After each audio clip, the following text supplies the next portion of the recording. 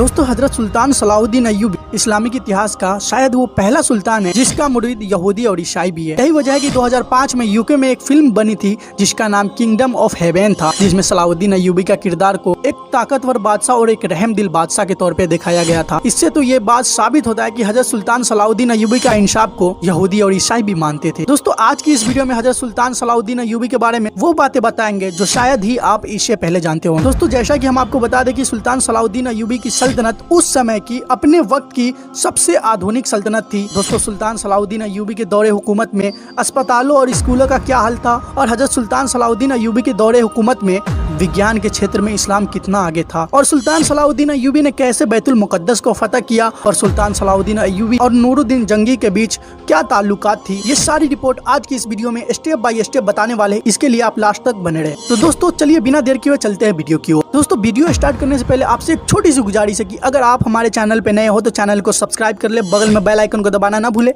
इससे हमारी हर नई वीडियो की नोटिफिकेशन आपको मिलती रहेगी, और हमारी हौसला अफजाई के लिए हमारे वीडियोस को भी लाइक किया करें और ज्यादा से ज्यादा शेयर भी किया करें। तो चलिए बिना देर किए चलते हैं वीडियो की ओर। दोस्तों इराक में पैदा होने वाले सुल्तान सलाहुद्दीन अय्यूबी ने ही बैतुल मुकद्दस को फतह किया था, ये तो हम सभी जानते हैं। सलाहुद्दीन अय्यूबी ने ही दुनिया की सबसे आधुनिक सल्तनत की बुनियाद रखी। उनके जरिए स्थापित की गई अय्यूबी सल्तनत 100 सालों तक कई लाख मुरब्बा मील पे राज किया। इस सल्तनत की सरहदें मिस्र से लेकर सीरिया, तुर्की, यमन, हिजाज और अफ्रीका तक फैली हुई थी। दोस्तों हजरत सुल्तान सलाहुद्दीन अय्यूबी ये पहला वो सुल्तान थे जिसके दौरे हुकूमत में सबसे ज्यादा अस्पतालों और स्कूलों का निर्माण हुआ था। उनके जरिए बनाए गए अस्पतालों में दुनिया के सबसे बेहतरीन डॉक्टर काम करते थे। दोस्तों आपको ये जानकर शायद हैरानी होगी कि दुनिया का पहला शिक्षा बजट भी सुल्तान सलाहुद्दीन अय्यूबी ने ही पेश किया था। दोस्तों उन्होंने छात्रों को रहने के लिए हॉस्टल और कैंटीन बनाने जैसी जिस परंपरा की शुरुआत उन्होंने किया था, आज पूरी दुनिया उसे इस्तेमाल करती है, उसे फॉलो करती है।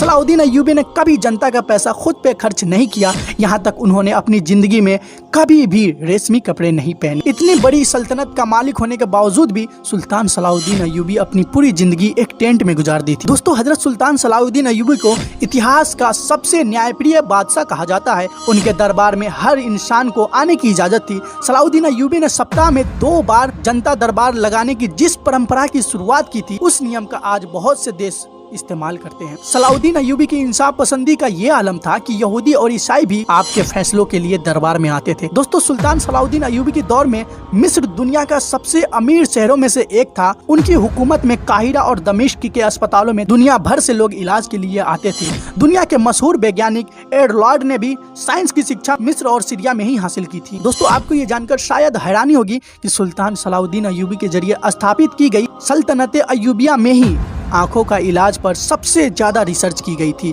मोतियाबिंद का सबसे बेहतरीन इलाज मिस्र में ही खोजा गया था। दोस्तों एक बहुत बड़े वैज्ञानिक है जिसका नाम इब्ने अल-बैतार है। इनके बारे में गूगल करके विकिपीडिया की रिपोर्ट पढ़ सकते हैं इब्ने अल-बैतार के बारे में। दोस्तों इब्ने अल-बैतार जो एक महान वैज्ञानिक थे, वो सल्तनत अय्यूबिया में ही रहने वाले थे, जिन्होंने 300 से भी अधिक दवाओं की खोज की। उसकी लिखी किताब अल-मुगन्नी और किताब अल-जामी को 17वीं सदी ईस्वी तक ऑक्सफोर्ड यूनिवर्सिटी में पढ़ाया जाता था। आप सोच सकते हैं कि इब्ने अल-बैतार कितना बड़ा वैज्ञानिक थे, कितना बड़ा, जिसकी किताब 17वीं सदी ईस्वी तक दुनिया की सबसे बड़ी यूनिवर्सिटी ऑक्सफोर्ड यूनिवर्सिटी में पढ़ाई जाती थी। आप समझ सकते हैं कि उस वक्त सुल्तान सलाहुद्दीन अय्यूबी की सल्तनत कितना तरक्की पे था। हर क्षेत्र में, साइंस हो या मेडिकल हो या स्कूल हो, हर क्षेत्र में सुल्तान सलाहुद्दीन अय्यूबी की सल्तनत बहुत उरूज पे थी। आपको ये जानकर शायद हैरानी होगी कि सुल्तान सलाहुद्दीन अय्यूबी मिस्र और सीरिया के पहले सुल्तान थे जिन्हें इस्लाम का अघोषित खलीफा भी कहा जाता है।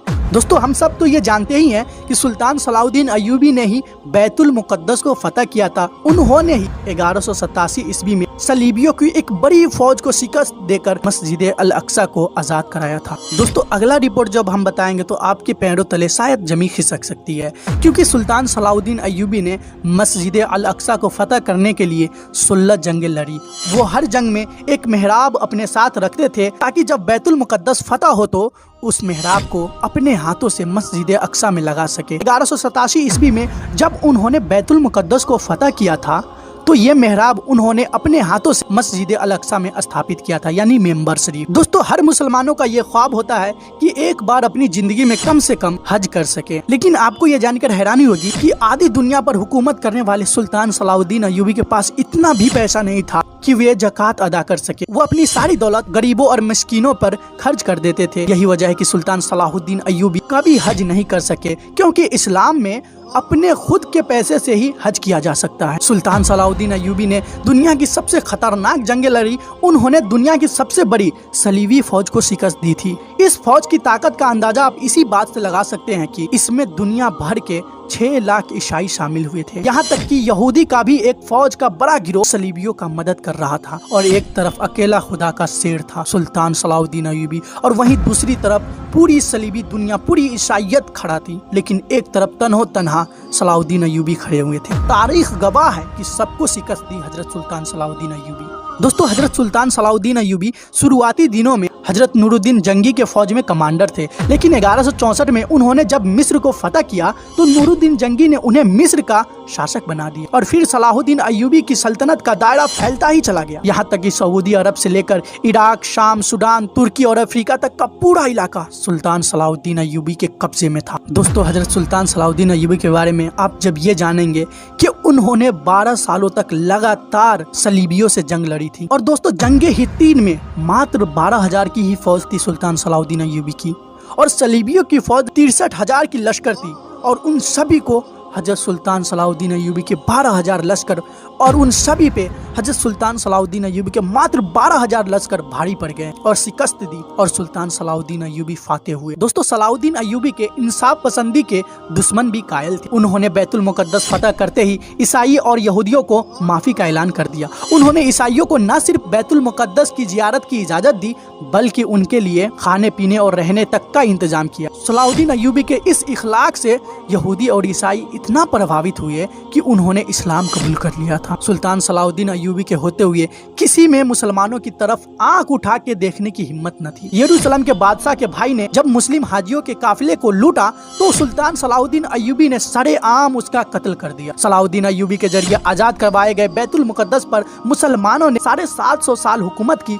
लेकिन 1948 में अमेरिका, ब्रिटेन और फ्रांस ने मिलकर फिलिस्तीन में एक यहूदी रियासत यानी एक यहूदी देश की स्थापना कर दी, और बैतुल मुकद्दस के आधे हिस्से पर यहूदियों ने कब्जा कर लिया। 1967 में होने वाली अरब और इजराइल की जंग में बाकी हिस्सा भी यहूदियों के कब्जे में चला गया। दोस्तों बैतुल मुकद्दस मुसलमानों का किबलाए अव्वल है। जिस तरह आज हम लोग काबा शरीफ की तरफ रुख करके नमाज अदा करते हैं, तो इससे पहले मुसलमान इसी बैतुल मुकद्दस की तरफ रुख करके नमाज अदा करते थे। हमारे प्यारे नबी रसूलुल्लाह सल्लल्लाहु अलैहि वसल्लम ने यहीं से मेराज का सफर तय किया था, और मस्जिद अक्सा में ही तमाम नबियों की इमामत की थी। अफसोस यही जगह काफिरों के कब्जे में इंशाअल्लाह फिर आजाद होगा। हजरत सुल्तान सलाहुद्दीन अय्यूबी ने अपनी पूरी जिंदगी जंग में गुजार दी। उन्होंने अपनी पूरी जिंदगी में 100 से भी ज्यादा जंगें लड़ी, ज्यादातर में फतह हासिल की। दोस्तों आप में से बहुत कम ही लोग जानते होंगे कि सुल्तान सलाहुद्दीन अय्यूबी हाफिज कुरान भी थे। उन्होंने सिर्फ 15 साल की उम्र में ही कुरान का हिफ्ज कर लिया था। सलाहुद्दीन अय्यूबी तकरीत में पैदा हुए थे। ये वही शहर था